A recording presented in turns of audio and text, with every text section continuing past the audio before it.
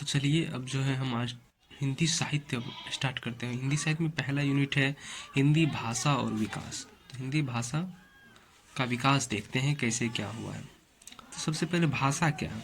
तो भाषा जो ध्वनि संकेतों का जो व्यवहार होता है उसे ही भाषा कहा जाता है। क्या ध्वनि संकेतों का जो व्यवहार होता है उसे ही भाषा कहते हैं। भाषा जो है वो संस्कृत के भाष धातु से बना। किससे? भाष धातु से। भाषा जो है ध्वनि संकेत है, भाषा यादृच्छिक संकेत होता है और भाषा रूढ़ है। तो भाषा के प्रकार देखते हैं। भाषा कितने प्रकार होते हैं? 3 प्रकार होते हैं। भाषा कितने प्रकार हैं? 3 प्रकार। कौन कौन? एक मौखिक जो हम बोलकर समझाते हैं दूसरे को, दूसरा है लिखित भाषा जिसे हम लिखकर समझाते हैं, और एक सांकेतिक भाषा जिन्हें हम संकेतों के माध्यम से समझाते हैं। ठीक है। तो मौखिक भाषा जो है यह मूल या प्रधान रूप है। यह भाषा का अस्थायी रूप होता है। कौन? मौखिक भाषा। भाषा का अस्थायी रूप है। हम किसी को मुख से क्या बोल देंगे कि हाँ तुम्हें हम 1 किलो सोना दे देंगे, तो क्या अस्थायी रूप है कि हम दे ही देंगे? नहीं, मौखिक रूप से बोल रहे हैं तो इसका कोई वैल्यू नहीं होता। एक होता है लिखित भाषा, तो यह भाषा का अस्थायी रूप होता है जो कि लिख कर दे देते, कहते हैं ना कि लिख कर दे दो हम। और सांकेतिक भाषा यह आधारभूत इकाई वर्ण है। ठीक। अब हर देश में भाषा के विकास के जो है वो 3 रूप मिलते हैं। भाषा विकास के कितने मिलते हैं? 3 रूप मिलते हैं किसी भी देश। कौन कौन? जैसे बोलियां और परिनिष्ठ भाषा और तीसरा राष्ट्रभाषा। तो बोलियां क्या होता है? बोलियां होता है कि किसी भी पार्टिकुलर क्षेत्र में बोले जाने वाली भाषा जो होता है वो बोलियां होती है। किसी भी क्षेत्र में बोली जाने वाली जो है, पार्टिकुलर क्षेत्र में बोली जाने वाली जो भाषा है वो बोलियां होती है। नोट, अब तक हिंदी में कुल 18 बोलियों को स्वीकार किया गया। कितना? 18 बोली। हिंदी में जो है अब तक टोटल कुल कितनी बोलियों को स्वीकार किया गया था? 18 बोली को। तो पूछ सकता है कि हिंदी में टोटल कितने बोलियां हैं, की संख्या है? तो टोटल 18 है। ठीक है। अब परनिष्ठ भाषा क्या होता है? तो परनिष्ठ भाषा क्या होता है? परनिष्ठ भाषा जो होता है जब किसी भाषा में नियम या कानून बना दिया जाए। जब किसी भाषा में नियम या कानून बना दिया जाए तो वो परनिष्ठ भाषा होती है। यानी जब किसी भाषा को मानक रूप दे दिया जाए, यानी नियम कानून बना दिया जाता है, तो उसे परनिष्ठ भाषा कहते हैं। ठीक है। और राष्ट्रभाषा क्या होता है? तो राष्ट्रभाषा जो पूरे देश में अधिकांश लोग बोलते हैं, तो वह भाषा जो देश के अधिकतर लोग प्रयोग करते हैं वो राष्ट्रभाषा होता है। ठीक है। अब देखो, भाषा को जो है पूरे वर्ल्ड, पूरी दुनिया की भाषा को जो है वो विभाजित जो किया गया है वो 4 भागों में विभाजित किया गया है। यानी पूरे विश्व को भौगोलिक क्षेत्र के आधार पर 4 भागों में विभाजित किया गया। कौन कौन? यूरेशिया भूखंड, अफ्रीका भूखंड, प्रशांत महासागरीय भूखंड और अमेरिका भूखंड। तो यूरेशिया भूखंड यानी कि यूरोप और एशिया में बोली जाने वाली जो भाषा है। ठीक है। और अफ्रीका भूखंड, अफ्रीका भूखंड में जो बोले जाने वाली भाषा है। और तीसरा प्रशांत महासागरीय भूखंड, प्रशांत महासागरीय यानी कि प्रशांत महासागर के अंदर जो भी भाषाएं देश हैं उसमें बोली जाने वाली भाषा। और अमेरिका भूखंड। तो 10 क्या है, 3 क्या है? तो यूरेशिया भूखंड, यूरोप और एशिया में जो है टोटल 10 भाषा परिवार है। 10 भाषा परिवार है।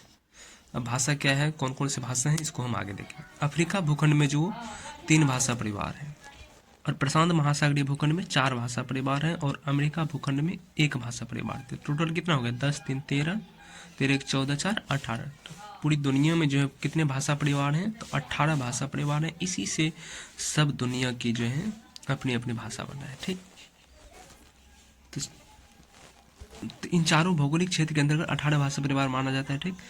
अब देखते हैं यूरेशिया भूखंड। यूरेशिया भूखंड था ना, तो यूरेशिया भूखंड को पढ़ते हैं। यह जो है सबसे बड़ा भौगोलिक क्षेत्र है। यूरेशिया भूखंड सबसे बड़ा भौगोलिक क्षेत्र है, नहीं है? यूरोप और एशिया कितना बड़ा है? तो सबसे बड़ा भौगोलिक क्षेत्र है। इसके अंतर्गत कुल 18 में से 10 भाषा परिवार आते हैं। कितने आते हैं? 10 आते हैं, जो कि निम्न है। कौन कौन? भारोपीय, भारत प्लस यूरोप की भाषा, और द्रविड़, दक्षिण भारत की, चीनी, चीन की भाषा, शामी हामी, काकेशी, सेंट्रल एशिया हो गया, काकेशी, बरुष्की, उर्ताई, अल्ताई, जापानी कोरिया, जापान और कोरिया की भाषा, बास्क परिवार, अतुरी।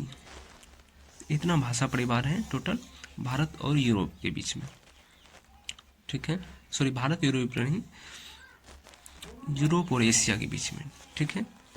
अब अफ्रीका भूखंड में कौन कौन से भाषा परिवार है? अफ्रीका में 3 है। कौन कौन? सुदानी परिवार, बंतु परिवार और होंतुतु। सुदानी, बंतु और होंतुतु। ठीक। और प्रशांत महासागरीय भूखंड में टोटल कितने हैं? तो 4 है। कौन कौन? ऑस्ट्रेलियन, मलाई पोलिनेशियन, पापुई और दक्षिणी पूर्व एशियाई। और अमेरिका भूखंड में एक ही परिवार है, अमेरिकी परिवार, अमेरिकी भाषा परिवार। ठीक। अगला पॉइंट क्या है? यूरोप, यूरेशिया, यूरोप और एशिया भौगोलिक क्षेत्र के अंतर्गत ही भारतीय भाषा परिवार। भारत किस में आएगा? यूरोप प्लस एशिया में ही तो आएगा भारत भारतीय भाषा परिवार आता है। ठीक। अब भारतीय भाषा परिवार को पढ़ते हैं। ठीक। ये भारतीय भाषा किसके अंतर्गत आता था? यूरेशिया के अंतर्गत। ठीक। यूरेशिया भूखंड के अंतर्गत भारतीय भाषा परिवार आता है। तो यूरेशिया भूखंड के अंदर कितने भाषा परिवार आते थे? 10। कौन कौन से? यहाँ देख लो, भारोपीय, द्रविड़, चीनी, शामी, हामी, काकेशी, बालुस्की, वही। तो वही भाषा परिवार भारतीय भाषा परिवार को पढ़ते हैं। तो यह जो है सबसे बड़ा भाषा परिवार है, जिसे आर्य परिवार, इंडो जर्मनिक एवं भारत हित्ती, इसका नामकरण किसने किया? स्टुटवेंट ने किया, प्रोफेसर स्टुटवेंट ने किया था। तो भारतीय भाषा के अंतर्गत जो सबसे बड़ा भाषा परिवार, जिसे आर्य परिवार, इंडो जर्मनिक एवं भारत हित्ती परिवार के नाम से जाना जाता है। इन भाषा परिवार के अंतर्गत 10 शाखाएं मिलती हैं। तो शाखाओं को 2 वर्गों में, सत्तम एवं कौंतुम वर्ग में बांटा गया है। तो संतम वर्ग और कैंतुम। तो सैंतम में आ जाता है भारत के आसपास की, और कैंतुम आ जाता है यूरोपीय भाषा परिवार। तो हमें सत्तम विशेष रूप से पढ़ना है। तो सत्तम में भारत और ईरानी भाषा आ जाएगा, बाल्टो स्लोवेक आ जाएगा, आर्मेनिक आ जाएगा और ओल्बानिक आ जाएगा। और कैंतुम में जर्मनी, केल्विक, ग्रीक, तोकरी, हिटाइन, इटालिक आता है। ठीक। तो सप्तम वर्ग के भारत ईरानी शाखा के 3 उपवर्ग हैं। सप्तम वर्ग के इसके 3 उपवर्ग हैं। कौन कौन से? ईरानी, दरद और भारतीय आर्य भाषा। तो हमें जो मुख्य रूप से पढ़ना है वो भारतीय आर्य भाषा। अब देखो शॉर्ट में यहाँ पढ़ते हैं। सबसे पहले क्या था? यूरेशिया भूखंड। यूरेशिया भूखंड में टोटल कितने संख्या भाषा परिवार हैं? तो 10 हैं। कुल कितने भाषा परिवार हैं? 10 है। तो 10 में से एक कौन सा है? भारतीय परिवार। तो भारतीय परिवार तो को देखते इसमें 2 वर्ग आते हैं, संतम और केंतुम। केंतुम आ जाता है यूरोप की भाषा, और सत्तम में भारत के आसपास की भाषा। तो भारत में ही भारतीय ईरानी और आ जाता है। ठीक है। तो भारतीय ईरानी से आ जाता है एक भारतीय आर्य भाषा। ठीक। भारतीय आर्य भाषा। तो भारतीय आर्य भाषा को जो है 3 भागों में बांटते हैं: प्राचीन आर्य भाषा, मध्यकालीन आर्य भाषा और आधुनिक आर्य भाषा। ठीक। तो अब जो हम भारत के आर्य भाषा को पढ़ते हैं। ठीक। तो भारतीय आर्य भाषा और हिंदी भाषा की उत्पत्ति जो होती है, इससे हमारे हिंदी का विकास इसी भारतीय आर्य भाषा के विकास के साथ हुआ है। हिंदी का विकास जो हुआ है इसी भारतीय आर्य भाषा के साथ हुआ है। हम इस आर्य भाषा को 3 भागों में बांटते हैं। आर्य भाषा के विकास को 3 भागों में बांटते हैं। कैसे? एक प्राचीन आर्य भाषा, मध्यकालीन आर्य भाषा और आधुनिक आर्य भाषा, जो कि अभी चल रहा है। तो सबसे पहले प्राचीन भाषा। प्राचीन आर्य भाषा क्या था? प्राचीन आर्य भाषा जो था, हमें जैसे महाभारत सब हुआ था, कब हुआ था? 4 से 5 हज़ार साल, 4 से 5 हज़ार साल हो गए ना। तो वही जोड़ लो कि 4 से 5 हज़ार साल, इस 4 से 5 हज़ार साल कब पड़ता है? तो जैसे 2000 अभी चल रहा है, 2000 और पीछे चलेंगे तब 4000 होगा। तो यानी कि 2000 ईसा पूर्व। तो 2000 ईसा पूर्व से 500 ईसा पूर्व तक, यानी कि टोटल 1500 वर्ष तक प्राचीन आर्य भाषा रहा। तो सबसे पहले वैदिक संस्कृत, सबसे पुराना अगर हमारा कोई है तो वैदिक संस्कृत है, जिसमें कि वेदों की रचना हुई है। तो हमारे देवी देवताओं की जो भाषा थी, तो सबसे पुरानी भाषा होगी तो कौन? वैदिक। सबसे पुरानी भाषा है तो वैदिक। तो देवी देवताओं की भी भाषा थी वैदिक। तो नाम से स्पष्ट है। सबसे पहले जो ग्रंथ लिखा गया था कौन चीज़ है? वेद वेदांग है। जितने भी वेद वेदांग है वो इसी भाषा में लिखा गया। किसमें? वैदिक संस्कृत में। तो जिसका कि 2000 ईसा पूर्व से 1000 ईसा पूर्व कालखंड था। 2000 ईसा पूर्व से 1000। अब जो है फिर आ जाता है उसके बाद लौकिक संस्कृत। लौकिक संस्कृत का 1000 से 500 ईसा पूर्व। तो 1000 वर्षों तक ये चला वैदिक संस्कृत। उसके बाद 1000 ईसा पूर्व से 500 ईसा पूर्व तक लौकिक संस्कृत। तो प्राचीन संस्कृत कब से कब तक था? तो 2000 ईसा पूर्व से 500 ईसा पूर्व तक। ठीक। और उसके अंतर्गत आ गया वैदिक संस्कृत, जो कि 2000 ईसा पूर्व से 1000 ईसा पूर्व तक, जिसमें कि वेद वेदांग की रचना हुई। फिर आ गया लौकिक संस्कृत, जो कि 1000 ईसा पूर्व से 500 ईसा पूर्व तक। उसके बाद आ जाता है मध्यकालीन आर्य भाषा, जो कि 500 ईसा पूर्व से 500 यहाँ खत्म हुआ, तब 500 से सब 1500 वर्षों में चल रहा है। ये भी 1500, ये भी 1500। तो 500 ईसा पूर्व से 1500 कब पूरेगा? तो 1000 ईस्वी तक। तो 500 ईसा पूर्व से 1000 ईस्वी तक। तो ये 500 ईसा पूर्व से 1000 ईस्वी तक जो है मध्यकालीन आर्य भाषा रहा। इसमें कौन सी कुंजी रहा? तो सबसे पहले आया पाली मध्यकालीन में, वैदिक लौकिक के बाद आया पाली, फिर प्राकृत और फिर अपभ्रंश तथा अवहट। तो पाली का उम्र क्या था? तो पाली था 500 ईसा पूर्व से, यहाँ पे 500 खत्म हुआ 500 ईसा पूर्व में। तो पाली जो है वो लौकिक संस्कृत के बाद आया 500 ईसा पूर्व से 1 ईस्वी तक, यानी कि 500 ईसा पूर्व से टोटल 0 ईस्वी 1 ईस्वी तक आया, ठीक, पाली। फिर प्राकृत जो है वो 1 ईस्वी से 500 ईस्वी तक, प्राकृत जो है 1 ईस्वी से 500 ईस्वी तक, यानी 500 वर्षों में आया, ठीक है सब। इसका भी उम्र 1500 वर्ष ही है मध्यकालीन का। अब अपभ्रंश तथा अवहट ये 500 ईस्वी से 1000 ईस्वी तक, ये भी 500 वर्षों तक रहा। तो मध्यकालीन में 3 भाषाएं टोटल 1500 थे ही, 1500 3 भागों में बांट दो 5500। तो पाली हो गया 500 ईसा पूर्व से 1 ईस्वी तक, प्राकृत 1 ईस्वी से 500 ईस्वी तक, और अपभ्रंश तथा अवहट 500 ईस्वी से 1000 ईस्वी तक, ठीक है। अब आधुनिक आर्य भाषा को देखते हैं। ये 1000 ईस्वी से अब तक चल ही रहा है। इसमें है हिंदी, बांग्ला, उड़िया, मराठी, गुजराती, सिंधी, जो कि 1000 ईस्वी से अब तक चल रहा है। तो समझ गया, सबसे पहले क्या है? प्राचीन आर्य भाषा, फिर मध्यकालीन आर्य भाषा, फिर आधुनिक आर्य भाषा। प्राचीन आर्य भाषा में क्या था? वैदिक संस्कृत और लौकिक संस्कृत। वैदिक संस्कृत कब से कब तक चला? 2000 ईसा पूर्व से 1000 ईस्वी तक। तो प्राचीन आर्य भाषा की एज क्या है? 2000 ईसा पूर्व से 500 ईसा पूर्व तक। तो वैदिक संस्कृत इसमें जाता है वो 2000 ईसा पूर्व से 1000 ईसा पूर्व तक, और लौकिक संस्कृत 1000 ईसा पूर्व से 500 ईसा पूर्व तक। फिर मध्यकालीन में पाली, प्राकृत, अपभ्रंश। पाली का 500 ईसा पूर्व से 1 ईस्वी तक। इसको सबसे पहले याद रखो, पाली जो है अपना 1 ईस्वी एकदम शून्य पर खत्म हुआ, ठीक है। तो 500 पर उधर कर लो, 500 ईसा पूर्व से 1 ईस्वी तक, ठीक। और प्राकृत 1 ईस्वी से 500 ईस्वी तक, और अपभ्रंश तथा अवहट 500 ईस्वी से 1000 ईस्वी तक। और आधुनिक आर्य भाषा जो चल रहा है वो 1000 ईस्वी से चल रहा है। तो अब जो है हम लोग प्राचीन आर्य भाषा को विस्तार से देखेंगे। तो प्राचीन आर्य भाषा को जो है हम इसको सबसे पहले स्टार्ट करेंगे, प्राचीन आर्य भाषा को। तो प्राचीन आर्य भाषा को जो है विस्तार से देखेंगे। तो प्राचीन आर्य भाषा संस्कृत है। प्राचीन आर्य भाषा क्या है? संस्कृत ही है। तो ये वैदिक संस्कृत, लौकिक संस्कृत। हमारी सबसे पुरानी भाषा क्या है? संस्कृत है। तो प्राचीन आर्य भाषा संस्कृत है। इसे 2 भागों में विभाजित किया गया है, वैदिक संस्कृत और लौकिक संस्कृत। तो प्राचीन आर्य भाषा कब से कब तक है? 2000 ईसा पूर्व से 500 ईसा पूर्व तक। अब वैदिक संस्कृत कब से कब तक है? तो 2000 ईसा पूर्व से 1000 ईसा पूर्व तक, 2000 ईसा पूर्व से 1000 ईसा पूर्व तक। और लौकिक संस्कृत 1000 ईसा पूर्व से 500 ईसा पूर्व तक। तो चलिए वैदिक संस्कृत को सबसे पहले स्टार्ट करते हैं। तो वैदिक संस्कृत जो है वो 2000 ईसा पूर्व से 1000 ईसा पूर्व तक है। तो इसे जो प्राचीन संस्कृत भी कहा जाता है। वैदिक संस्कृत को प्राचीन संस्कृत भी कहा जाता है। क्यों? क्योंकि इसी में जो है सबसे पहले भाषा जो है वो वैदिक संस्कृत ही है, जो कि वैदिक संस्कृत है।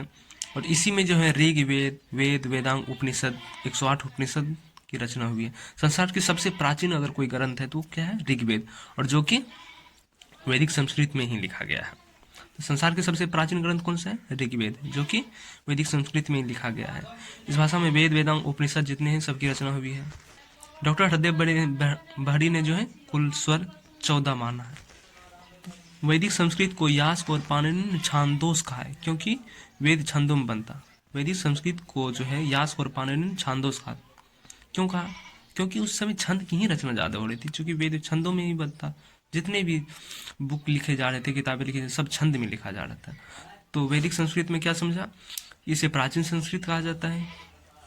ऋग्वेद जो कि दुनिया की सबसे प्राचीन ग्रंथ है, इसी में लिखा गया। जितने भी वेद, वेदांग, ऋग्वेद, जितने भी वेद सब हैं वो वैदिक संस्कृत में ही लिखा गया था। नाम से स्पष्ट है, वैदिक संस्कृत है। वेद किस में लिखा जाएगा? वैदिक में। तो अब पढ़ेंगे लौकिक संस्कृत। तो लौकिक संस्कृत, इसका समय क्या है? 1000 ईसा पूर्व से 500 ईसा पूर्व तक। लौकिक संस्कृत कब से कब तक चला? 1000 ईसा पूर्व से 500 ईसा पूर्व तक। और वैदिक संस्कृत 2000 ईसा पूर्व से 1000 ईसा पूर्व तक। तो लौकिक संस्कृत, इस भाषा को संस्कृत का क्लासिक संस्कृत भी कहा जाता है। लौकिक संस्कृत को जो है वो क्लासिक संस्कृत भी कहा जाता है। क्या कहा जाता है? क्लासिक संस्कृत। क्लासिक संस्कृत किसे कहा जाता है? तो लौकिक संस्कृत को। पाणिनि की जो पुस्तक है अष्टाध्यायी, वो इसी भाषा में लिखा गया था। किसमें? लौकिक में। तो पाणिनि की पुस्तक जो अष्टाध्यायी है वो इसी भाषा में लिखा गया था। किसमें? लौकिक संस्कृत में, ठीक है। और लौकिक संस्कृत के समय में जो है संस्कृत भाषा का जो है स्पष्ट रूप से व्याकरण मिलना शुरू हो गया था। वैदिक में जो व्याकरण नहीं मिला, लेकिन लौकिक संस्कृत में जो वो स्पष्ट रूप से व्याकरण का मिलना शुरू हो गया था। इस काल में, कब, किस काल में? 1000 ईसा पूर्व से 500 ईसा पूर्व में, जो कि लौकिक संस्कृत का काल था, जिसे कि क्लासिकल संस्कृत भी कहते हैं। इस काल में जो संस्कृत भाषा का स्पष्ट व्याकरण मिलना शुरू हो गया था। तो अब ये खत्म हुआ, अब आगे बढ़ेंगे हम लोग मध्यकालीन आर्य भाषा, ठीक है। तो मध्यकालीन आर्य भाषा, मध्यकालीन आर्य भाषा कब से कब तक चला? तो ये चला है 500 ईसा पूर्व से 1000 ईस्वी तक। सबसे पहले, इससे पहले क्या था? तो प्राचीन आर्य भाषा था। तो प्राचीन आर्य भाषा कब से कब तक था? 2000 ईसा पूर्व से 1000 ईसा पूर्व तक। और उसके बाद आ गया मध्यकालीन आर्य भाषा। मध्यकालीन आर्य भाषा कब से कब तक था?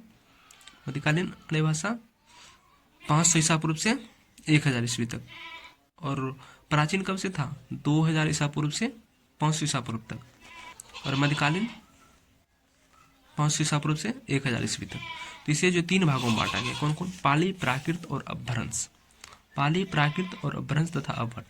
तो पाली का समय क्या है? 500 ईसा पूर्व से 1 ईस्वी। पाली सीधा समझो कि पाली को मुख्य बिंदु समझ लो, 1 ईस्वी पर एकदम खत्म हुआ, जबकि ईसा मसीह का जन्म हुआ उधर, इस समय हमारा पाली खत्म हो गया। तो पाली और उधर ईसा मसीह को एक समझो। तो मध्यकालीन आर्य भाषा को 3 भागों में बांटा गया, पाली, प्राकृत और अपभ्रंश। तो पाली का समय क्या है? 500 ईसा पूर्व से 1 ईस्वी तक, यानी 0 ईस्वी तक, जब ईसा मसीह का जन्म हुआ। तो पाली का 500 ईसा पूर्व से 1 ईस्वी। और प्राकृत का समय क्या है? 1 ईस्वी से 500 ईस्वी तक। और अपभ्रंश तथा अवभट का 500 ईस्वी से 1000 ईस्वी तक। तो सबसे पहले पाली भाषा को पढ़ना स्टार्ट करते हैं। तो पाली जो है वो मध्यकालीन आर्य भाषाओं का युग पाली भाषा के उदय से आरंभ होता है। मध्यकालीन जो आर्य भाषा की का उदय हुआ वो पाली भाषा से ही हुआ। तो वह सबसे पहले जो प्राचीन आर्य भाषा था उसमें तो आ गया कि वैदिक संस्कृत और लौकिक संस्कृत। उसके बाद जो मध्यकालीन हुआ का उसका उदय हुआ तो सबसे पहले पाली ही आया, ठीक है। तो वैदिक, लौकिक के बाद क्या आया? पाली। तो पाली शब्द की उत्पत्ति जो है वो पल्ली, ग्रामीण भाषा होने के कारण है। तो पाटली या पाटलिपुत्र अर्थात मगध की भाषा होने के कारण भी इसका नाम पाली है। पंक्ति, बुद्ध वचनों की पंक्ति अथवा पाली को पालने वाले। तो पाली को पालने वाली अर्थात बुद्ध साहित्य को पालने या रक्षा करने वाली भाषा भी माना जाता है। पाली को जो है बौद्ध साहित्य को पालने या रक्षा करने वाली, सीधा क्वेश्चन पूछ सकता है कि बुद्ध साहित्य को पालने या रक्षा करने वाली भाषा किसे कहा जाता है? तो वो पाली को कहा जाता है। तो बुद्ध साहित्य को पालने या बुद्ध साहित्य को रक्षा करने वाली कौन सी भाषा है? तो पाली भाषा है, ठीक है। तो देखो पाली का आचार्य विदुशेखर जो है वो पाली की उत्पत्ति पंक्ति से मानते हैं, कि कहते हैं कि आचार्य विदुशेखर कि पंक्ति से पाली शब्द की उत्पत्ति हुई है। क्या कहते हैं? कि पंक्ति से पाली शब्द बना है। कौन कहते हैं? आचार्य विदुशेखर ने। पाली को हम बौद्ध प्राकृत भी कहते हैं। पाली भाषा को बुद्ध, चूंकि इस समय बुद्धि का युग, भगवान बुद्ध का युग था और जितने भी रचना हुए थे वो इसी भाषा में हुए थे। किसमें? पाली भाषा में। इसलिए जो है हम पाली को बौद्ध प्राकृत भी कहते हैं, क्योंकि सभी साहित्य भगवान बुद्ध अथवा उनके शिष्य परंपरा के बौद्ध भिक्षुकों द्वारा की गई थी। जितने भी रचना की गई थी वो पाली भाषा में थी, इसलिए हम बौद्ध प्राकृत भी कहते हैं, ठीक है। पाली भाषा के अध्ययन के प्रमुख आधार हैं। तो पाली भाषा को अगर हमको अध्ययन करना है तो उस समय के साहित्य को पढ़ना पड़ेगा। तो उस समय कौन कौन से लेखन हो रहे थे? तो बौद्ध परंपरा के त्रिपिटक लिखे गए थे। तो सूत त्रिपिटक में कौन कौन से आते हैं? तो सूत पिटक, विनय पिटक और अभिधम पिटक। तो सूत पिटक, विनय पिटक और अभिधम पिटक ये किस भाषा में लिखे गए थे? तो पाली भाषा में। भगवान बुद्ध की साहित्य किस भाषा में लिखे गए थे? तो पाली भाषा में लिखे गए थे, ठीक है। तो अब जो है पाली भाषा के व्याकरण ग्रंथ देखते हैं। तो पाली भाषा में भी कुछ व्याकरण रचे गए थे। तो कितने ग्रंथ रचे गए थे व्याकरण के? तो 3 ग्रंथ। तो कौन कौन से व्याकरण ग्रंथ थे? तो कच्चायन व्याकरण, मोगलान व्याकरण और सदनीति। तो कच्चायन व्याकरण किसने लिखा था? तो कच्चायन ने। और मोगलान व्याकरण मोगलान ने। और सदनीति वर्मी भिक्षु अंगवंश ने। तो पाली भाषा के कितने व्याकरण थे? 3 भाषा थे। कौन कौन? कच्चायन, मोगलान, सदनीति। तो कच्चायन व्याकरण का किसका लेखन था? कच्चायन का, मोगलान का, नाम से स्पष्ट मोगलान। और सदनीति का वर्मी भिक्षु था, ठीक। तो कच्चायन जो है वो 41 ध्वनियां मानते थे और 8 स्वर मानते थे। क्या मानते थे? कच्चायन के अनुसार 41 ध्वनियां थे। कच्चायन के अनुसार 41 ध्वनियां थे और 8 स्वर और 33 व्यंजन। लेकिन मोगलान ने क्या माना है कि 43 ध्वनियाँ होती हैं और 10 स्वर होती है, 33 व्यंजन होते हैं। तो जो कि मोगलान सर्वमान्य है। तो मोगलान के अनुसार कितने हैं? 43 ध्वनियाँ और 10 स्वर। कच्चा ने कितने माने हैं? 8 स्वर और 41 ध्वनियाँ, और व्यंजन दोनों ने 33 माना है। और पाली में जो है 3 लिंग 2 वचन, 3 लिंग होता था, ठीक है, और 2 वचन, 1 वचन और बहुवचन का प्रयोग मिलता है। पाली में द्विवचन नहीं होता था, ठीक है। तो पाली यहाँ खत्म हुआ। अब हम लोग पढ़ेंगे प्राकृत। तो प्राकृत भाषा को अब देखते हैं। तो प्राकृत भाषा कब से कब तक है? कि 1 ईस्वी से 5 ईस्वी तक है। यह मध्यकालीन आर्य भाषा के दूसरे चरण की भाषा है। तो मध्यकालीन की दूसरे चरण की भाषा मतलब कि पहले पाली, उसके बाद दूसरा चरण प्राकृत, ठीक। इसका समय 1 ईस्वी से 5 ईस्वी तक, ठीक है। यह पाली के समानांतर चली आ रही थी। ये सच नहीं कि 1 ईस्वी आया और खटाक से प्राकृत बोला कि पाली तू अब जा, अब मैं आगे। तो ऐसा नहीं, पाली के समानांतर ही चली आ रही थी, किंतु जो है ये 1 ईस्वी से जो है ये स्पष्ट रूप से दिखना स्टार्ट हो गया। तो पाली जो है यह पाली के समानांतर चली आ रही थी, लेकिन पहली ईस्वी के आसपास व्यापक रूप से दिखाई दिया, ठीक। अब इसे जैन भाषा भी कहते हैं। प्राकृत भाषा को जो है जैन भाषा भी कहते हैं। क्यों? क्योंकि इसमें जैन साहित्यों की रचना हुई है। प्राकृत भाषा को जैन भाषा भी कहते हैं। क्यों कहते हैं? क्योंकि इसमें जैन साहित्य की रचना हुई है, इसलिए इसे जैन साहित्य भी, जैन भाषा भी कहते हैं प्राकृत भाषा को। तो इस प्रकार से पाली को हम बौद्ध भाषा भी कह सकते हैं। क्यों? क्योंकि इसमें बौद्ध साहित्यों की रचना हुई है। तो बौद्ध भाषा किसे कह सकते हैं? तो पाली को, क्योंकि उसमें बौद्ध साहित्यों की रचना हुई है। जिस प्रकार से प्राकृत को हम जैन भाषा कह सकते हैं, तो उसी प्रकार से पाली को हम बौद्ध भाषा भी कह सकते हैं। तो प्राकृत को जो हम जैन भाषा भी कह सकते हैं। क्यों? क्योंकि इसमें जैन साहित्यों की रचना हुई है। क्योंकि इसमें ज़्यादातर जैन साहित्य की रचना हुई है। क्योंकि इसमें ज़्यादातर जैन साहित्य इसी भाषा में लिखे गए। क्योंकि ज़्यादातर जैन साहित्य जो इसी भाषा में लिखे गए, इसलिए जैन भाषा भी कहते हैं प्राकृत भाषा को। और पाली को बौद्ध साहित्य भी कह सकते हैं, क्योंकि ज़्यादातर जितने भी बौद्ध ग्रंथ थे वो पाली में ही लिखे गए। अब देखो मध्यकालीन आर्य भाषा में इसमें कौन कौन से? प्रथम चरण पाली थे, दूसरी चरण प्राकृत और तीसरी चरण अपभ्रंश या आवहट। तो पाली के बाद क्या आया? पाली प्राकृत का प्रथम अवस्था है, हाँ कह सकते हैं। उसके बाद प्राकृत आया। अब इनमें भी कुछ व्याकरण हुआ होगा। तो इसका व्याकरण वररुचि ने लिखा था प्राकृत प्रकाश नाम से। तो इसका व्याकरण जो है वररुचि ने प्राकृत प्रकाश नाम से लिखा था। तो वररुचि ने व्याकरण ग्रंथ को प्राकृत प्रकाश ग्रंथ के क्षेत्र पर प्राकृत भाषा के 4 भेद बताए हैं। तो वररुचि ने प्राकृत प्रकाश नाम से व्याकरण ग्रंथ लिखा और इसके 4 भेद किए, इसमें 4 भेद किए थे, ठीक है। तो कौन कौन से किए थे? क्षेत्र के आधार पर किए थे। महाराष्ट्री, पैशाची, मागधी और शेरसोनी। महाराष्ट्री किसे कहा था? तो राजपूताना और राजस्थान, राजपूताना या राजस्थान प्लस मध्य प्रदेश की भाषा को महाराष्ट्री कहा था, ठीक है। महाराष्ट्री, राजपूताना, राजस्थान, उसमें राजस्थान ही नहीं महाराष्ट्र का भी क्षेत्र आता था, और मध्य प्रदेश की भाषा को महाराष्ट्री कहा था। पैशाची इसे भूत भाषा भी कहते हैं, जो कि पंजाब और अफगानिस्तान, भूतों को किला जैसा लगता है ना अफगानिस्तान, तो इसे पैशाची भाषा कहा। और पूर्वी बोली जो कि मागधी है, भोजपुरी, मैथिली, ये सब मागधी। और उसके बाद शेरसोनी जो कि पश्चिमी बोली क्षेत्र है, दिल्ली के आसपास। इधर देखो, हॉर्नेल ने इन्हें महान राष्ट्रभाषा कहा। किसने? किसको? महाराष्ट्री को। तो महाराष्ट्री यानी महान राष्ट्र किसने कहा था? हॉर्नेल ने। और दांडी ने इन्हें भूत भाषा कहा। पैशाची को भूत भाषा किसने कहा? दांडी ने। तो 5वां भेद अर्धमागधी हरदेव बहारी ने माना। 5वां भेद जो अर्धमागधी हरदेव बहारी ने माना। दांडी ने महाराष्ट्रीय भाषा को प्राकृत भाषा माना। दांडी ने महाराष्ट्रीय भाषा को जो है वो क्या माना? प्राकृत भाषा माना। क्या समझे?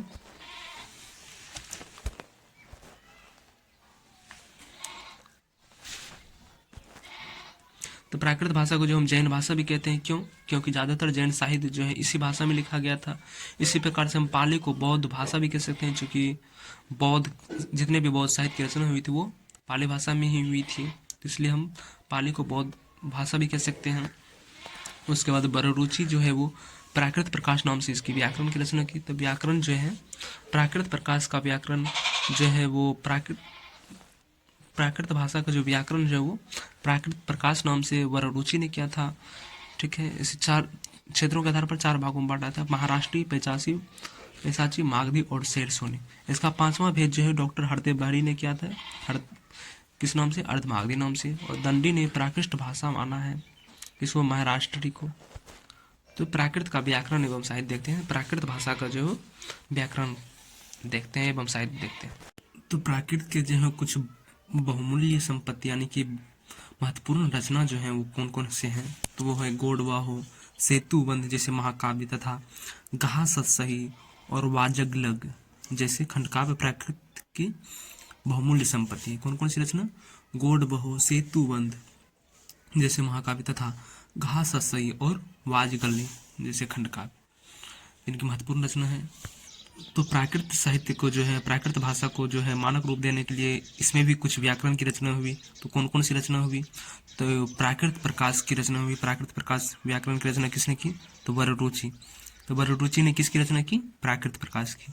और आचार्य हेमचंद्र की रचना क्या है? प्राकृत व्याकरण। हेमचंद्र का तो सीधा प्राकृत व्याकरण और वररुचि का प्राकृत प्रकाश।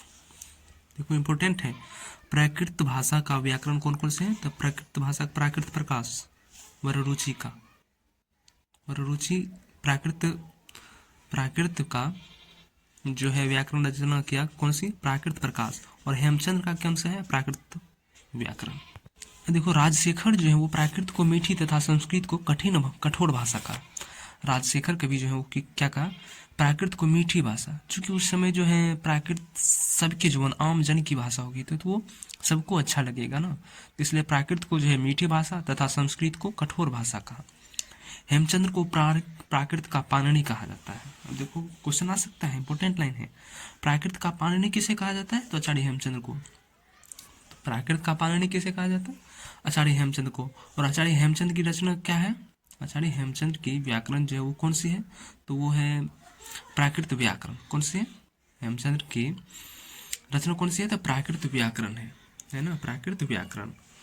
और वररुचि का प्राकृत प्रकाश। हेमचंद्र को और क्या कहा जाता है? प्राकृत का पाणिनि भी कहा जाता है। प्राकृत का पाणिनि किसे कहा जाता है? तो आचार्य हेमचंद्र को। तो देखो सामान्यतः प्राकृत को ऐसी भाषा माना जाता है जो शुरू से ही प्रयोग में रही, और उसके 3 चरण मान लिए गए हैं। कौन से? प्राकृत के ही बोलने की प्रथम चरण पाली है, प्राकृत के ही दूसरी चरण को प्राकृत बोला है, और प्राकृत के तीसरे चरण को अपभ्रंश बोला है। प्राकृत के तीसरे चरण को अपभ्रंश बोला, ठीक है। तब जो है पाली हो गया, प्राकृत हो गया, अब अपभ्रंश को पढ़ेंगे, ठीक। तो अब देखो यहाँ शॉर्ट में है, भरत मुनि की रचना कौन सी है? नाट्यशास्त्र। और वररुचि का प्राकृत प्रकाश और हेमचंद्र का प्राकृत व्याकरण। ये दोनों जो है व्याकरण है किसके?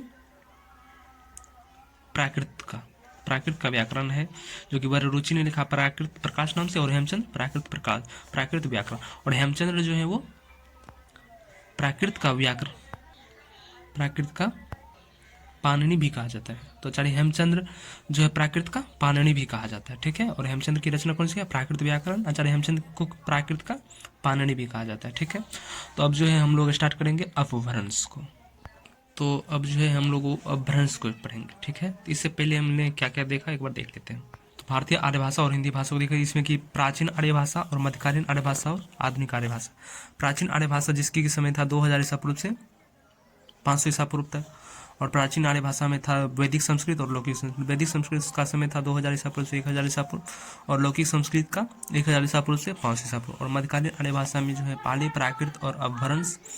तो पाली का 500 ईसा पूर्व से 1 ईस्वी तक, और प्राकृत का 1 ईस्वी से 500 ईस्वी तक, और अपभ्रंश तथा अवट का 500 ईस्वी से 1000 ईस्वी। आधुनिक आर्य भाषा का 1000 ईस्वी से अब तक, जो कि हिंदी, बांग्ला, उड़िया, मराठी, गुजराती, सिंधी आदि आता है, ठीक है। तो वैदिक संस्कृत को जो प्राचीन संस्कृत भी कहा जाता है। इसमें ऋग्वेद, वेद, वेदांग जितने भी थे प्राचीन ग्रंथ जो है ऋग्वेद उसकी रचना हुई है, और जितने भी वेद, वेदांग है, उपनिषद है, उसकी रचना जो है इसी में हुआ है।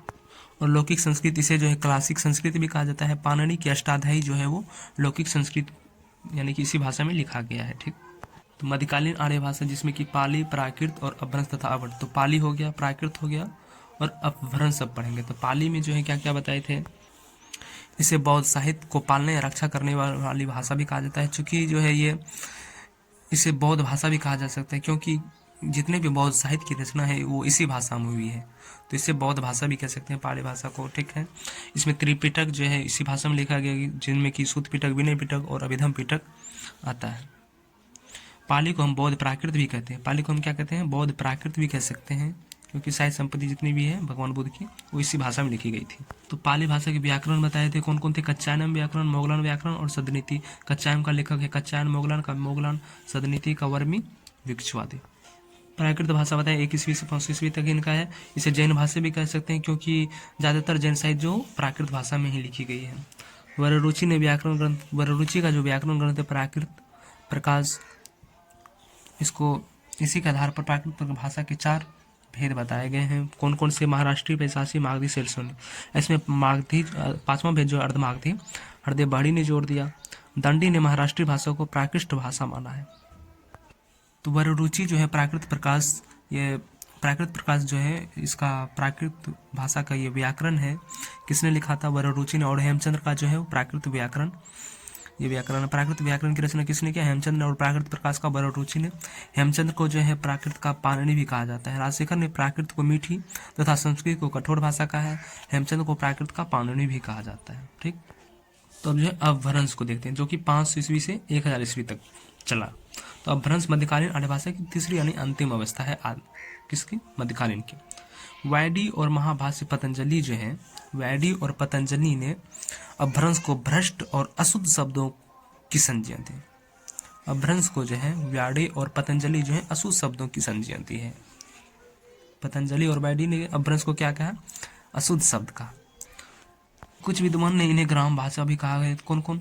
वाग्भट और हेमचंद्र जो है वो अपभ्रंश को ग्राम भाषा कहा। वाग्भट और हेमचंद्र जो है अपभ्रंश को ग्राम भाषा कहा है, और कुछ विद्वान तो इन्हें देश भाषा कहा है। तो वाग्भट और आचार्य हेमचंद्र ने अपभ्रंश को ग्राम भाषा कहा है, और कुछ विद्वान ने इसे देश भाषा या देसी भाषा भी कहा है। तो अपभ्रंश को जो है ग्राम भाषा किसे कहा जाता है? तो अपभ्रंश को या ग्राम भाषा किसने कहा था अपभ्रंश को? तो आचार्य हेमचंद्र और वाग्भट ने। ठीक, तो अपभ्रंश को ग्राम भाषा किसने कहा था? तो वाग्भट और आचार्य हेमचंद्र ने। और कुछ विद्वान इन्हें देश भाषा या देसी भाषा भी कहते हैं। तो अपभ्रंश शब्द का जो है सबसे पहले प्रयोग किसने किया था? तो इसके बारे में कहा जाता है कि प्राकृत प्रकाश में जो चांड है, चांड जो है अपने ग्रंथ प्राकृत लक्षण में सबसे पहले प्रयोग किया था। तो डॉक्टर उदयनाथ तिवारी कहते हैं, उदयनाथ तिवारी और भोलानाथ तिवारी के अनुसार जो है अपभ्रंश शब्द का भाषा के अर्थ में प्रयोग जो है सर्वप्रथम चांड ने 6वीं सदी में सर्वप्रथम चांड ने प्राकृत लक्षण में किया था।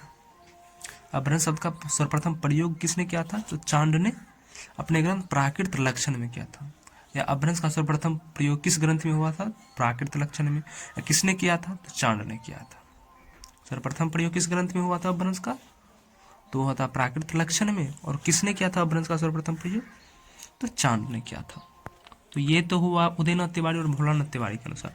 अब रामचंद्र शुक्ल के अनुसार देखो, शुक्ल क्या कहते हैं कि अपभ्रंश का जो सर्वप्रथम प्रयोग हुआ है वो सर्वप्रथम बल्लवी के राजा धारसेन द्वितीय के शिलालेख में मिलता है। क्या कहा है कि रामचंद्र शुक्ल के अनुसार जो कहते हैं कि अपभ्रंश शब्द का जो सर्वप्रथम प्रयोग हुआ है सर्वप्रथम वो पहल जो है सर्वप्रथम बल्लवी के जो राजा थे धारसेन द्वितीय, बल्लवी के राजा धारसेन द्वितीय के शिलालेख में मिलता है, जिसमें उसने अपने पिता गुहसेन को संस्कृत प्राकृत और अपभ्रंश तीनों का ज्ञाता कहा है। रामचंद्र शुक्ल कहते हैं कि अपभ्रंश का सर्वप्रथम प्रयोग जो है उपयोग पहले पर बल्लवी के राजा धारसेन द्वितीय के शिलालेख में मिलता है। किसके? बल्लवी के राजा धारसेन द्वितीय, शुक्ल है इंपोर्टेंट है, द्वितीय के शिलालेख से मिलता है, जिसमें उसने अपने पिता गुहसेन को संस्कृत प्राकृत और अपभ्रंश तीनों का ज्ञाता कहा है। तो ठीक है, शुक्ल के अनुसार समझ लिए। अब जो अभट भाषा को समझते हैं। अभट भाषा क्या है?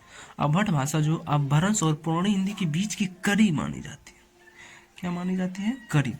अभट भाषा जो है एक तरफ जैसे मान लो यहाँ पे अपभ्रंश और यहाँ पुरानी हिंदी, तो इस बीच को जो जोड़ने वाला है वो अभट भाषा है। तो अभट भाषा जो है अपभ्रंश और पुरानी हिंदी के बीच की कड़ी माने जाते हैं, जिसे सुनीति कुमार चटर्जी ने कहा। किसने कहा था? सुनीति कुमार चटर्जी। अब देखो इसका क्वेश्चन ऐसे भी आ सकता है कि अभट भाषा जो अपभ्रंश और पुरानी हिंदी के बीच की कड़ी मानी जाती है, किसने कहा था? तो सुनीति कुमार चटर्जी ने कहा था। या ऐसे पूछ सकते हैं अपभ्रंश और पुरानी हिंदी के बीच की कड़ी किसे माना जाता है? तो अभट भाषा को। अब देखो, अपभ्रंश का प्रमाणिक प्रयोग जो मिलता है वो कहाँ मिलता है, तो पतंजलि के महाभाष्य में मिलता है। पतंजलि के महाभाष्य में मिलता है। अपभ्रंश का प्रमाणिक प्रयोग कहाँ मिलता है, तो पतंजलि के महाभाष्य में मिलता है। और अपभ्रंश शब्द का भाषा के अर्थ में प्रयोग किसने किया था, तो चांदकवि ने प्राकृत लक्षण में, अभी बताए थे ना वहाँ, प्राकृत, चांदकवि प्राकृत लक्षण में किया था। और अपभ्रंश का प्रथम प्रयोग शुक्ल के अनुसार धारसेन द्वितीय के शिलालेख में मिला है।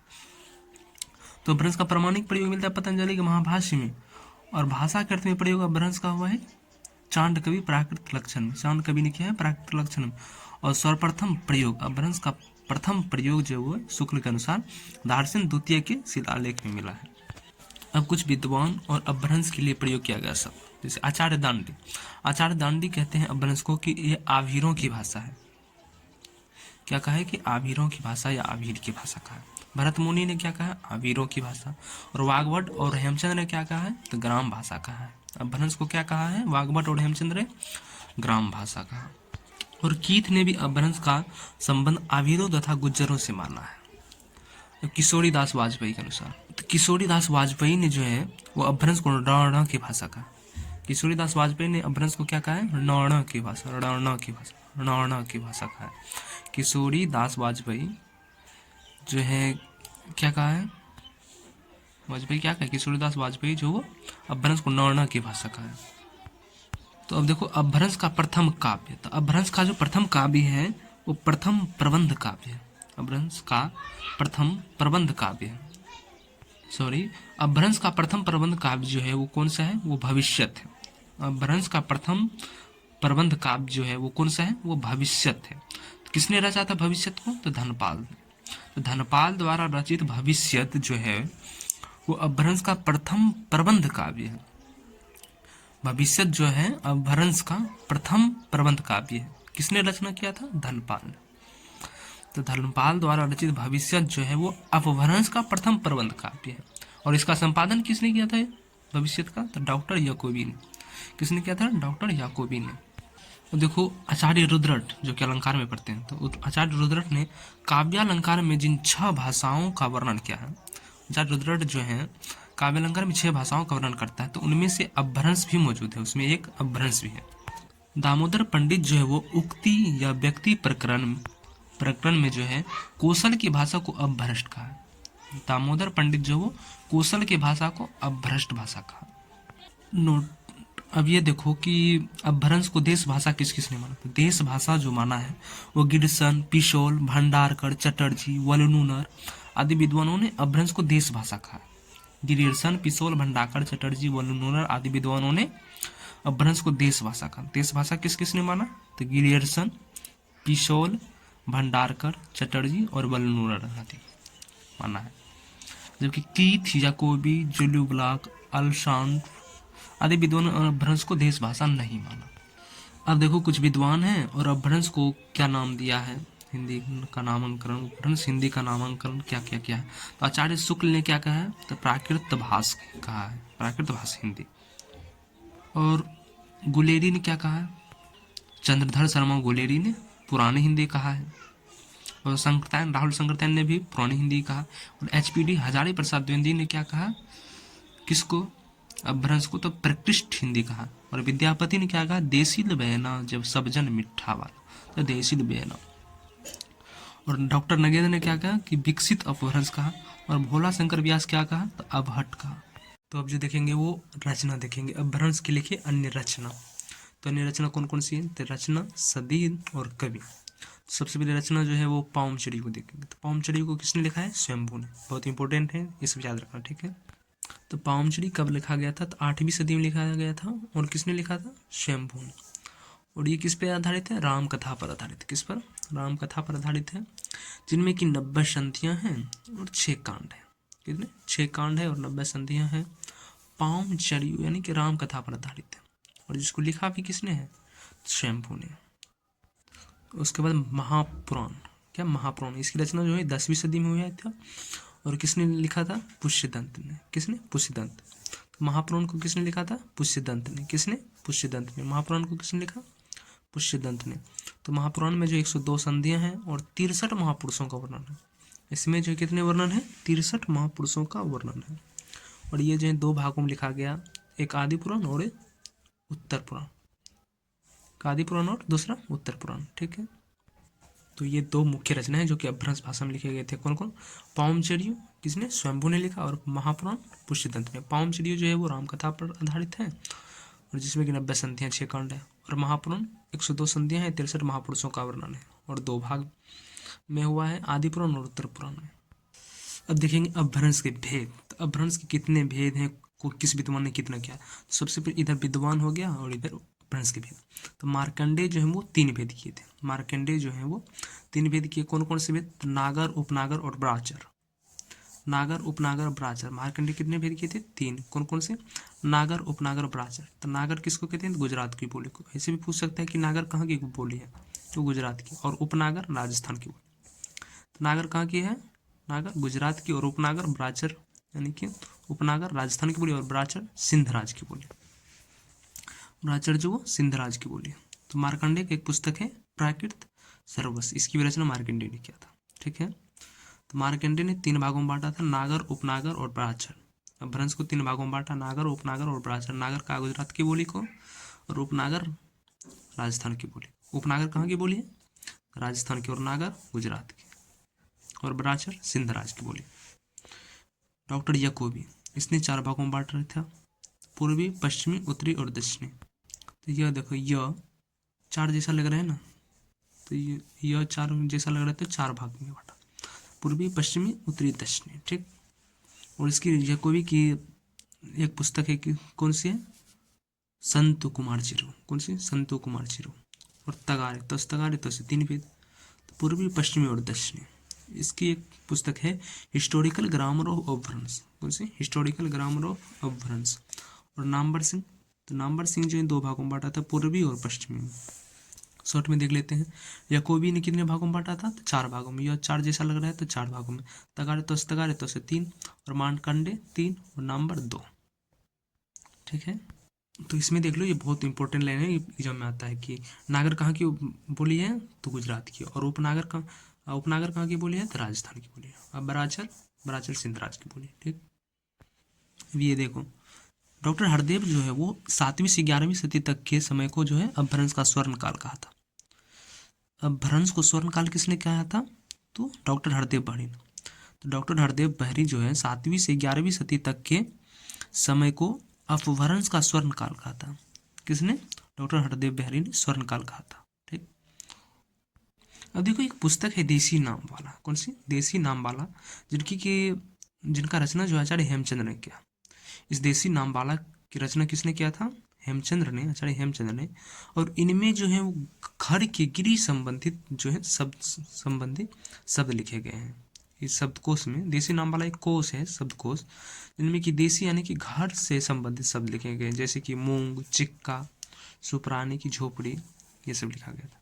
तो आचार्य हेमचंद की रचना देसी नाम वाला कोश में जो देसी शब्द गिनाए गए हैं, जो घर गृहस्थ से संबंधित शब्द हैं। तो परिनिष्ठ भाषा, इसे तो हम पहले भी बता दिए थे। जब नियम और कानून बना दिया जाता है, नियम कानून क्या? संशोधन नहीं ना, तो व्याकरण के द्वारा एक नियम बनाया जाता है। तो परिनिष्ठ भाषा, किसी बोली को जब व्याकरण का प्रयोग करके शुद्ध शुद्ध बोला जाए तो उसे परिनिष्ठ कहते हैं। अब हिंदी का विकास क्रम देखते हैं कैसे कैसे हुआ है। सबसे पहले क्या आया है? संस्कृत आया है। तो संस्कृत से भी पहले कहाँ से आया? संस्कृत तो है ही, लेकिन यहाँ पे आर्य भाषा में सबसे पहले कौन सा है? संस्कृत लौकिक, वैदिक संस्कृत और लौकिक संस्कृत। तो संस्कृत से के बाद क्या है? पाली, पाली के बाद प्राकृत, प्राकृत के बाद अपभ्रंश, और अपभ्रंश के बाद अवहट, अवहट के बाद हिंदी। तो अपभ्रंश को ही अपभ्रंश में आता है शेरसोनी, पैशाची, महाराष्ट्री और मागधी। ठीक है, तो अपभ्रंश और अवहट के बीच का जो समय है, इसको संक्रांति काल कहा गया। अपभ्रंश और अवहट के बीच को जो है, जो समय था, उसे क्या कहा गया? संक्रांति काल। और अवहट, इसे अवहट को जो पुरानी हिंदी भी कहा जाता है। अवहट को पुरानी हिंदी भी कहते हैं। तो अब जो हम लोग पढ़ेंगे वो अवहट ही पढ़ेंगे। ठीक है, तो अब जो हम स्टार्ट करेंगे हम लोग अवहट भाषा को। तो अवहट, इसका समय क्या है? 9 ईस्वी से 11 ईस्वी तक। तो इनका समय क्या है? 9 ईस्वी से 11 ईस्वी तक। साहित्य में 14वीं सदी तक इसका प्रयोग जो है होता रहा। अवहट का प्रयोग जो है वो साहित्य में 14वीं सदी तक होता रहा। तो ये अवहट जो है वो अपभ्रंश का ही परिवर्तित रूप है। अपभ्रंश या परिवर्तित रूप को ही अवहट कहा गया। अपभ्रंश भाषा में ही कुछ चेंजेज हुए तो जिनको कि अवहट कहा गया। ठीक है, एक देखो, ज्योतिश्वर ठाकुर की एक रचना है वर्ण रत्नाकर। ज्योतिश्वर ठाकुर की एक रचना है वर्ण रत्नाकर, जिनके जिसे देखकर कि डॉक्टर हरदेव बहड़ी कहे हैं कि सबसे पहले जो प्रयोग हुआ है वो ज्योतिश्वर ठाकुर की वर्ण रत्नाकर में ही अवहट भाषा का प्रयोग हुआ है। तो क्या बोले, हरदेव बहड़ी के अनुसार जो है वो अवहट भाषा का प्रयोग, इस शब्द का यानी अवहट शब्द का प्रयोग, अवहट शब्द का प्रयोग जो है वो ज्योतिश्वर ठाकुर कृत वर्ण रत्नाकर में मिलता है। वर्ण रत्नाकर जो किसकी रचना है, ज्योतिश्वर ठाकुर की। और बोल रहे हैं कि इसी पुस्तक में जो है अवहट शब्द सर्वप्रथम मिलता है। किसने कहा है, तो हरदेव बहरी ने कहा है। हरदेव बहरी क्या कहा है कि जो ज्योतिश्वर ठाकुर की जो रचना है वर्ण रत्नाकर, सर्वप्रथम इसी में अवहट शब्द मिलता है। और अब देखो आगे, प्राकृत पेंगलम की भाषा को वंशीधर ने अवहट माना। प्राकृत पेंगलम जो रचना की गई है, जिनकी भाषा को वंशीधर जो है वो अवहट कहा है कि ये जो है अवहट भाषा में लिखी गई है। संदेश रासक अवहट भाषा में लिखी गई थी। संदेश रासक भी जो रचना है वो अवहट भाषा में लिखी गई है। तो क्या क्या है इसमें, अभी क्या क्या बता दिया कि अवहट जो है वो अपभ्रंश का ही परिवर्तित रूप है। और हरदेव बहरी के अनुसार जो है वो ज्योतिश्वर ठाकुर की रचना जो है वर्ण रत्नाकर, इसी में सर्वप्रथम अवहट का प्रयोग मिलता है। अवहट डॉक्टर हरदेव बहरी के अनुसार जो है वर्ण रत्नाकर जो है पुस्तक ज्योतिश्वर ठाकुर की, इसी में सर्वप्रथम अवहट शब्द का प्रयोग हुआ है। और प्राकृत पेंगलम की भाषा को वंशीधर ने अवहट माना। प्राकृत पेंगलम की जो रचना है, उनकी जो भाषा है, वंशीधर ने कहा कि ये अवहट है। संदेश रासक जो है वो अवहट भाषा में ही लिखी गई। विद्यापति की जो कीर्तिलता पुस्तक है, विद्यापति की कीर्तिलता, कीर्ति पताका, ये सब जो रचना है, तो उनमें से कीर्तिलता जो पुस्तक है वो अवहट भाषा में लिखा गया है माना जाता है। तो विद्यापति की कीर्तिलता पुस्तक जो है वो अवहट माना जाता है। और संदेश रासक भी अवहट भाषा में लिखा गया है। आगे देखो, अवहट भाषा जो है वो अपभ्रंश और पुरानी हिंदी के बीच की कड़ी मानी जाती है। अवहट भाषा जो है वो अपभ्रंश और पुरानी हिंदी के बीच की कड़ी मानी जाती है। किसने कहा है, सुनीति कुमार चटर्जी। सुनीति चटर्जी ने क्या कहा कि अवहट जो है वो अपभ्रंश और पुरानी हिंदी के बीच की एक कड़ी है। ठीक है, ये देखो, भोलानाथ तिवारी जो है वो अपभ्रंश और अवहट को एक ही भाषा माना है। तो भोलानाथ तिवारी जो अपभ्रंश और अवहट को एक ही भाषा माना है।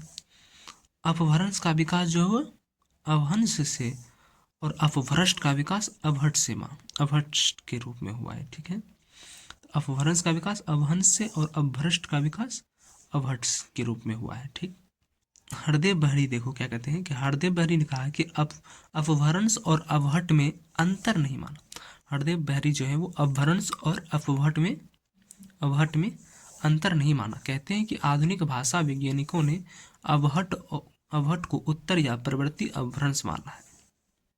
ठीक है, तो क्या क्या बता दिए इसमें कि अवहट को बोला गया कि अपभ्रंश का ही परिवर्तित रूप है।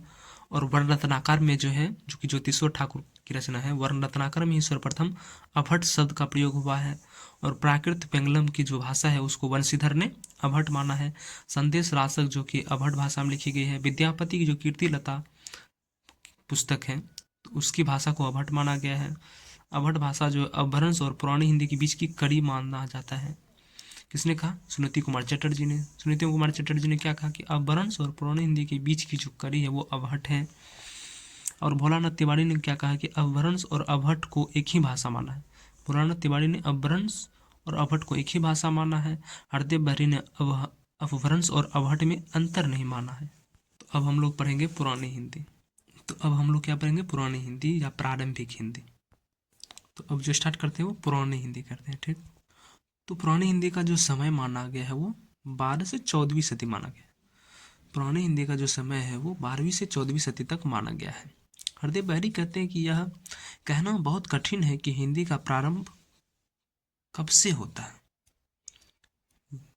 हरदेव बहरी कहते हैं कि कहना जो है वो बहुत कठिन है कि हिंदी का प्रारंभ कब से होता है। इतना तय है कि हिंदी के आदिकाल का अधिकतम साहित्य जो है वो राजस्थान से प्राप्त होता है। हिंदी का अधिकतम साहित्य जो प्राप्त हुआ है वो राजस्थान से हुआ है। चंद्रन शर्मा ने कहा है, चंद्रन शर्मा ने 11वीं शताब्दी के प्रवृत्ति अपभ्रंश यानी कि अवहट से पुरानी हिंदी का उदय माना है। चंद्र शर्मा प्रवृत्ति अपभ्रंश से यानी अवहट से पुरानी हिंदी का उदय माना है। हरदेव बहरी ने लिखा है कि हम माता प्रसाद और कैलाशचंद के विचार से सहमत हैं कि रोड कवि की जो रचना है रावलवेल एकमात्र ऐसी रचना है जिसमें एक भाषा के लक्षण दिखते हैं। तो रोड कवि की कौन सी रचना है, वो रावलवेल है। ठीक, रोड कवि की जो रचना है रावलवेल, इसमें एक ऐसी कृति जिसमें एक भाषा के लक्षण मिलते हैं। एक भाषा के लक्षण क्यों मिलते हैं, क्यों कहा गया है? क्योंकि अवधी, खड़ी बोली और दक्षिणी किसी का भी एक भाषी ग्रंथ नहीं है। अवधी, खड़ी बोली और दक्षिणी किसी का भी एक भाषी, जो कि एक भाषा में, सिर्फ एक भाषा में लिखा गया हो, तो किसी का भी एक भाषी ग्रंथ 1250 ईस्वी से पहले का उपलब्ध नहीं है। और यही 3 भाषाएं ऐसी है जिनकी परंपरा आगे चली है। नोट, हरदेव बहरी जो है वो हिंदी मध्य देश की सारी बोलियों का एक सामूहिक नाम है। हरदेव बहरी जो कहा है कि हिंदी जो है वो मध्य देश, यानी कि मध्य देश, भारत के मध्य में जितने भी राज्य आते हैं, मध्य प्रदेश, राजस्थान, छत्तीसगढ़, उत्तर प्रदेश, बिहार, इन सब के जितने भी बीच के राज्य हैं, उन सभी के बोलियों का सामूहिक नाम जो वो हिंदी है। तो हरदेव बहरी ने क्या कहा कि हिंदी जो है वो मध्य देश की सारी बोलियों का एक सामूहिक नाम है। शुल्क जो है वो, शुल्क ने आरंभिक हिंदी की शुरुआत जो है सिद्धों की वाणियों से माना है। शुल्क ने आरंभिक हिंदी की शुरुआत जो वो सिद्धों की वाणी से माना है। चंद्रन शर्मा गुलेरी ने राजा मुंज को पुरानी हिंदी यानी कि अवहट का प्रथम कवि माना। चंद्रन शर्मा गुलेरी जो है वो राजा मुंज को पुरानी हिंदी यानी अवहट का प्रथम कवि माना। अपभ्रंश को रामचंद्र शुक्ल ने प्राकृत भाषा,